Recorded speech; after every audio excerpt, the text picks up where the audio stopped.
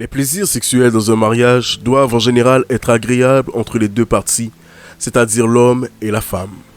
Mais parfois, certains désirs chez son partenaire peuvent amener certains malaises et inconforts, tandis que d'autres sont contradictoires. Mais d'où viennent-elles? Leurs origines, les inspirations et leurs pratiques sont-elles tous légitimes et même envisageables? Dans cette vidéo, nous n'allons pas tout voir sur la sexualité et leurs pratiques, mais nous pourrons survoler l'histoire, certaines idéologies et cultes alentour d'une pratique encore un peu taboue, qui est le sexe anal, et encore appelée aujourd'hui la sodomie.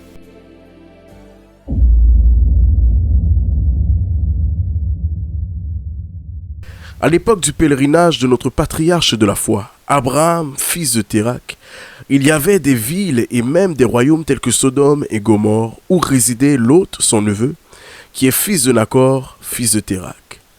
Dans le livre de Genèse, chapitre 13, le verset 13 dit ceci. « Les gens de Sodome étaient méchants et ils étaient de grands pécheurs devant l'Éternel. » Que veut-on dire par méchants et grands pécheurs? En fouillant la Bible, nous pouvons constater que l'Éternel Dieu comparait parfois certaines villes avec Sodome en les reprochant leurs injustices qui étaient pires. Ézéchiel, qui exerça son ministère de prophète durant au moins 22 ans, incluant la période de la captivité babylonienne sous le règne du roi Nebuchadnezzar, déclara de l'ordre du Seigneur au sujet de Sodome et des villes qui l'environnaient dans Ézéchiel chapitre 16, les versets 49 et 50. « Voici quel a été le crime de Sodome, ta sœur. Elle avait de l'orgueil, elle vivait dans l'abondance et dans une insouciante sécurité, elle et ses filles, et elle ne soutenait pas la main du malheureux et de l'indigent. Elles sont devenues hautaines et elles ont commis des abominations devant moi. Je les ai fait disparaître quand j'ai vu cela. Leurs habitants vivaient ainsi dans toutes sortes de désirs passionnés mélangés à la luxure et la cupidité, donc à l'idolâtrie. C'est ainsi qu'au récit de Sodome, Dieu n'a pas voulu cacher à Abraham le jugement qu'il exercerait de Sodome et Gomorrhe et de ses villes avoisinantes. Pourquoi Abraham? Premièrement, à cause de l'élection d'Abraham. Car le Seigneur, par sa souveraineté, l'avait choisi pour que toutes les nations soient bénies par sa postérité, c'est-à-dire le Christ qui devait venir sur la loi, c'est-à-dire les commandements de l'Éternel Dieu, afin d'assurer une postérité juste et éternelle, qui est l'Église composée des élus de Dieu. Genèse chapitre 18, les versets 18 et 19 nous témoignent de cela. Abraham deviendra certainement une nation grande et puissante, et en lui seront bénies toutes les nations de la terre. Car je l'ai choisi afin qu'il ordonne à ses fils et à sa maison après lui de garder la voie de l'Éternel, en pratiquant la droiture et la justice, et qu'ainsi l'Éternel accomplisse en faveur d'Abraham les promesses qu'il lui a faites. Ainsi Dieu a voulu démontrer le jugement éternel de ceux qui ne suivent pas ses voies et ne les enseignent pas à leurs enfants pour les préserver de l'immoralité, la perversité et la corruption. Regardez comment le Seigneur a manifesté son amour par sa longanimité en donnant le temps à Sodome de se repentir. Après tous les témoignages venus de sa création contre les actions de Sodome et Gomorrhe, il n'a pas condamné immédiatement. Il a usé de patience pour que ces villes se repentent.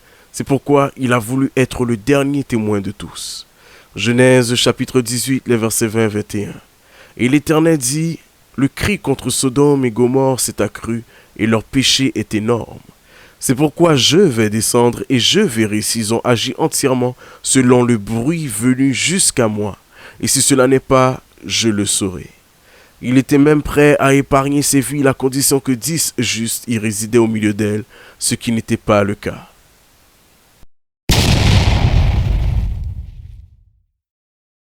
Ainsi, lorsque les anges arrivèrent dans la ville et furent accueillis avec empressement par Lot, le neveu d'Abraham, toute la ville accourut devant sa maison. Genèse chapitre 19, verset 4. Il n'était pas encore couché que les gens de la ville, les gens de Sodome, entourèrent la ville, depuis les enfants jusqu'aux vieillards. Toute la population était accourue. Lorsqu'ils vinrent, ils exigèrent que Lot les livre les 2 hommes qui sont des anges en apparence humaine, afin de les sodomiser. C'est ce que le Seigneur Dieu qualifie d'abominable. Non seulement toute la ville s'était présentée pour se livrer à des passions infâmes, des orgies liées à leur paganisme, mais la ville était accoutumée à la pédophilie. De sorte que les enfants assistaient non seulement à ces genres de scènes, mais encore devaient aussi y participer. Comment donc la conscience psychologique d'un enfant a pu être violentée jusqu'à l'accoutumer à ces rites? Rite également incestueux puisque les familles de la ville étaient aussi présentes, découvrant la nudité de chacun dans des situations inconventionnelles. Et comment cette idéologie et ou même éducation a réussi à être inculquée dans la ruche familiale. Sodome et Gomorrhe sont non seulement l'exemple d'une dépravation morale au plus haut degré, mais également une référence de société qui n'a plus de discernement de ce qui est bien et de ce qui est mal. La parole de Dieu est véritable lorsqu'elle mentionne que leur péché est énorme. Ésaïe chapitre 5, le verset 20. Malheur à ceux qui appellent le mal bien et le bien mal, qui changent les ténèbres en lumière et la lumière en ténèbres, qui changent l'amertume en douceur et la douceur en amertume. Ces villes anarchiques ont certainement inspiré cette citation odieuse, assez connue dans le monde occulte, qui cite Do What You Will du sorcier mage Aleister Crowley, dont l'Europe avait qualifié être la bête ou le faux prophète de l'Antéchrist, en référence du livre de l'Apocalypse de l'apôtre Jean, et ce tellement que ses actions étaient horribles.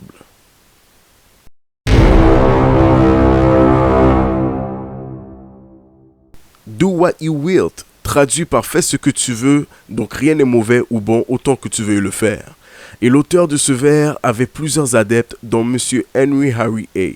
Ce dernier était un militant activiste de l'homosexualité durant le XXe siècle en Amérique. Fondateur de la société Mattachine, Radical Fairies et militant de la NAMBLA, tous pratiquant de serments secrets, des niveaux d'adhésion occulte et spirituelle, plus précisément le néopaganisme et le Wicca. En plus de militer pour l'acceptation de la pédophilie, des membres parmi eux ont été accusés de viol et d'abus sexuels sur mineurs. Un autre tel que Alfred Kinsey, prononçant des paroles infâmes cherchant à encourager l'initiation à la pédophilie et à l'inceste dès les instants de la petite enfance, sans parler de la zoophilie. Et encore plus récemment aujourd'hui sur le continent d'Amérique et précisément au Canada, le gouvernement libéral de Justin Trudeau avait déposé un projet de loi visant à abroger l'article 159 du Code criminel par l'influence du rapport Jew Society du groupe activiste homosexuel IGIL. L'article 159 stipule que la sodomie, les relations sexuelles anales avec une autre personne est coupable d'un acte criminel et passible d'un emprisonnement maximal de 10 ans ou coupable d'une infraction punissable sur déclaration de culpabilité, sauf en cas de consentement respectif dans l'intimité par les époux ou de deux adultes, donc de 18 ans et plus. En d'autres termes, les orgies, la sodomie en public ou pour les mineurs n'étaient pas permises dans les exceptions que je viens de citer. Sachez dès maintenant que cet article a été abrogé en date du 21 juin 2019 et cette mise à jour date du 9 décembre 2021. Ce qui veut dire que les libéraux du Premier ministre Justin Trudeau ont légalisé la pédophilie, les orgies et l'échangisme concernant la pratique de la sodomie. Autrement dit, il n'y a plus d'âge de consentement pour le sexe anal. Ces tierces personnes, incluant les mineurs, peuvent exercer la sodomie dans des lieux dédiés aux pratiques sexuelles, c'est-à-dire les maisons de débauche, puisque l'article 210 du Code criminel du Canada a également été abrogé, curieusement, à la même date de l'article 159, soit le 21 juin 2019. Tout cela enclenché par le rapport Jew Society du groupe IGIL. Ceci est plus qu'alarmant pour notre société. En résumé, non seulement ces mouvements ont des connotations occultes, donc des influences spirituelles, mais encore ils se débattent pour assouvir des désirs infâmes, en enseignant d'abuser sexuellement les enfants dès leur bas âge afin de les initier à l'homosexualité et une vie dépravée. Aujourd'hui, l'agenda LGBTQ, etc. cherche à influencer encore les programmes pédagogiques scolaires dès le primaire et trouve parfois même des accès dans les bibliothèques de la ville, vêtus en drag queen ou déguisés en bêtes de l'apocalypse pour réciter des contes, parfois même impudiques, causant des traumatismes psychologiques et s'opposer à une saine éducation équilibrée chez l'enfant. C'est un système dont la corruption influence la politique afin que des hommes pervers dont leur richesse n'aient plus à voyager à l'étranger pour commettre de telles abominations, la plupart du temps sur des mineurs. Romains chapitre 1er, les versets 22 au verset 25. Se vantant d'être sages, ils sont devenus fous. Ils ont changé la gloire du Dieu incorruptible en l'image représentant l'homme corruptible, des oiseaux, des quadrupèdes, des reptiles. C'est pourquoi Dieu les a livrés à l'impureté selon les convoitises de leur cœur, en sorte qu'ils déshonorent eux-mêmes leur propre corps, eux qui ont changé la vérité de Dieu et qui ont adoré et servi la créature au lieu du Créateur qui est béni éternellement. Amen. À combien plus forte raison que ces pratiques ne sont ni praticables, ni concevables dans un couple chrétien.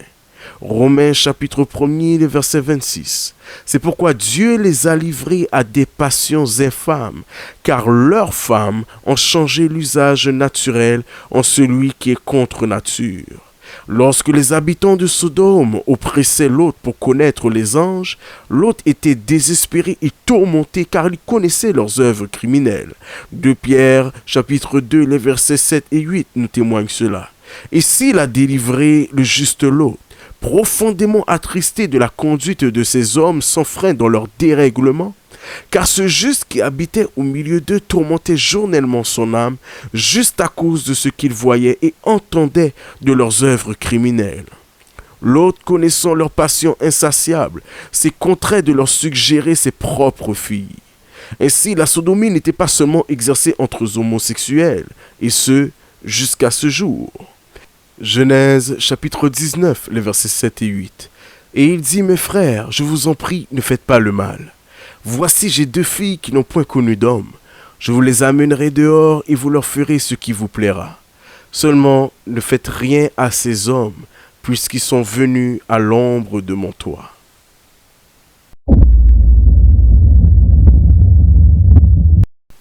L'anus se réfère à la dernière partie du système digestif, donc le côlon, le rectum et l'anus. À l'intérieur de l'anus, il y a 2 anneaux sphincters musculaires qui servent à retenir les excréments et préserver toute intrusion. Le sphincter externe de l'anus est contrôlable, c'est-à-dire que vous pouvez le contracter consciemment et volontairement, tandis que l'autre est plutôt contrôlé par le système nerveux autonome. Il reste principalement resserré et se détend pour les mouvements de l'intestin, c'est-à-dire lorsque les excréments ou les gaz sont en chemin pour sortir. Il n'y a aucune fonction de lubrification naturelle, puisque l'anus n'est pas conçu pour la pénétration, contrairement aux parties génitales de la femme pour celles de l'homme. Non seulement les risques d'infection transmises sexuellement sont plus élevés par la sodomie, mais des problèmes d'incontinence anale sont possibles. Rien n'est naturellement conçu pour cela. L'anus est la porte de sortie de nos déchets. La sodomie chez les couples hétéros sont plus souvent causées par des fantasmes pervers et des désirs immodérés. Le sexe par voie naturelle est en effet du Seigneur, qui a conçu le corps humain avec une science réfléchie et merveilleuse, qui se complémente dans les liens du mariage, une institution de Dieu et non des hommes. Dieu bénit l'homme et la femme dans le mariage en 5 principaux points concernant la famille. Premièrement, soyez féconds, multipliez, remplissez, assujettissez et dominez. La sodomie est contraire à cette science, autant sur l'aspect du physique que sur l'aspect doctrinal. C'est une infamie. Romains chapitre 1er, les versets 26 et 27. C'est pourquoi Dieu les a livrés à des passions infâmes, car leurs femmes ont changé l'usage naturel en celui qui est contre nature. Et de même les hommes, abandonnant l'usage naturel de la femme, se sont enflammés dans leurs désirs les uns pour les autres, commettant homme avec homme des choses infâmes et recevant en eux-mêmes le salaire que méritait leur égarement. 1 Corinthiens chapitre 6, le verset 9. Ne savez-vous pas que les injustes n'hériteront pas le royaume de Dieu? Ne vous y trompez pas, ni les impudiques, ni les idolâtres, ni les adultères, ni les efféminés, ni les infâmes, ni les voleurs, ni les cupides, ni les ivrognes, ni les outrageux, ni les ravisseurs n'hériteront le royaume de Dieu. Romains chapitre 1er, verset 32. Et bien qu'ils connaissent le jugement de Dieu, déclarant dignes de mort ceux qui commettent de telles choses, non seulement ils les font, mais ils approuvent ceux qui les font. La bonne nouvelle est que le Seigneur a livré sa vie gratuitement pour tous et chacun, afin que nous nous repentions de nos péchés. Étant ressuscité d'entre les morts, il intercède pour tous et chacun, s'il y a sincérité de se repentir, afin de voir des jours heureux. car Dieu a voulu nous réconcilier dans son amour par son Fils Jésus-Christ qui ne rejette point celui qui vient à lui. Prenez ainsi le temps de jeûner et de lui demander pardon pour avoir outragé votre corps qui doit être la maison du Saint-Esprit. Car Jésus veut demeurer en vous et que vous demeuriez en lui. Dans sa paix, la vérité parce qu'il ne change pas et ne changera jamais. Et dans sa sainteté parce qu'il a préparé des places dans le ciel pour que nous y soyons aussi. Puis attachez-vous à sa parole qui est la Sainte Bible. Voilà pour aujourd'hui et avant que vous quittiez la vidéo, il y a un bonus pour vous. Surtout n'oubliez pas de vous abonner à la chaîne et de cliquer sur j'aime afin d'être avisé des nouvelles capsules à venir. Activez la cloche de notification. C'est sérieux, repentez-vous et que le Seigneur vous bénisse. Maranatha.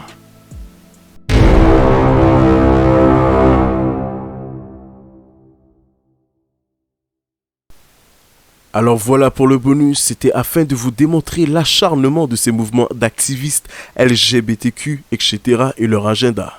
Le cabinet du Premier ministre du Canada, M. Justin Trudeau, se plaît à déposer des projets de loi avec l'empressement de les adopter pendant la période de fin d'année où plusieurs se préoccupent des fêtes et leur surconsommation. Il y a parmi eux le projet de loi 70 qui vise à protéger les personnes contre les thérapies de conversion dispensées pour changer leur orientation sexuelle, leur identité de genre ou leur expression de genre. Cela signifie que les organismes dont la mission est concernée ne pourront plus approcher les individus de cette communauté afin de les aviser des services offerts en ce sens. Sachez aussi que certains amendements voulaient empêcher toute approche de nature spirituelle ou non, pouvant être considérés comme thérapie de conversion pour changer leur orientation, identité sexuelle et leur expression de genre. Donnons gloire à notre Seigneur Jésus-Christ et bravo aux intercesseurs car cet amendement a été retiré. Vous désiriez en avoir plus de détails? Je vous ai mis toutes les références dans la description de la vidéo afin que vous puissiez aussi creuser le sujet. Sachez également que en ce mois de janvier 2022, le projet de loi a été adopté. J'espère que vous aviez apprécié, alors partagez la vidéo autant que possible et ce que je dis, je le dis à tous, veillez.